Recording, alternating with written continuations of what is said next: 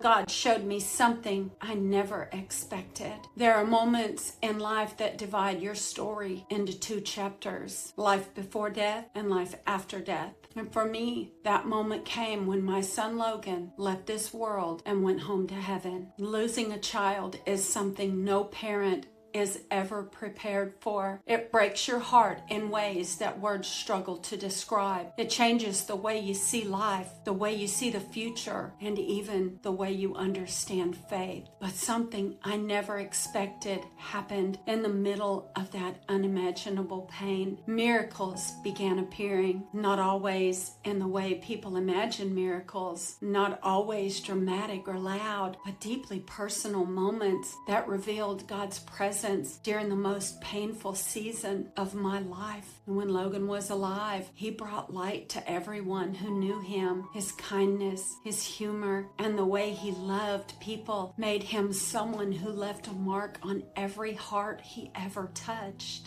And when he passed, I feared that light had been extinguished. But what I began to realize was that Logan's story was not ending. In many ways, it was just beginning to reveal something bigger than I could see. In the days, weeks, and months following his passing, moments began happening that I can only describe as God gently reminded me that he was present even inside my grief. And sometimes the miracle was the strength to get through a day I thought I could not survive. And sometimes it was a moment of peace that arrived in the middle of overwhelming sorrow. Sometimes it was a reminder that Logan's life and the love he gave this world was continuing to impact people even after he had gone home to heaven. And what I began to understand is that miracles do not always look like the pain disappearing. And sometimes the miracle is the way God walks you through the pain. And through Logan's journey home, I began seeing God in ways I never experienced before. One of the first miracles I experienced after Logan passed away was something I never expected. And that was strength.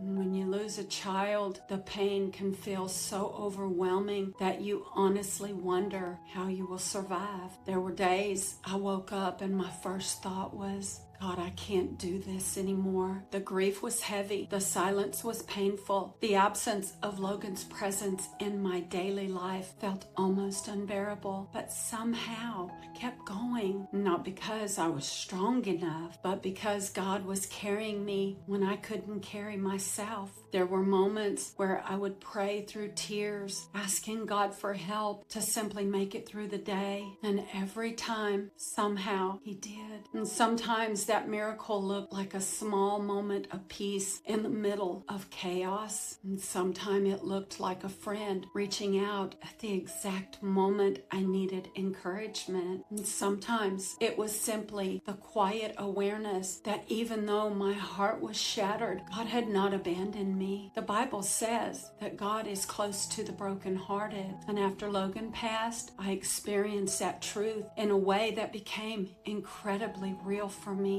I began to realize that the miracle was not that grief disappeared. The miracle was that God was sustaining me inside of it. And every day I continued moving forward became evidence that His strength was greater than my brokenness. And that realization changed the way I understood faith.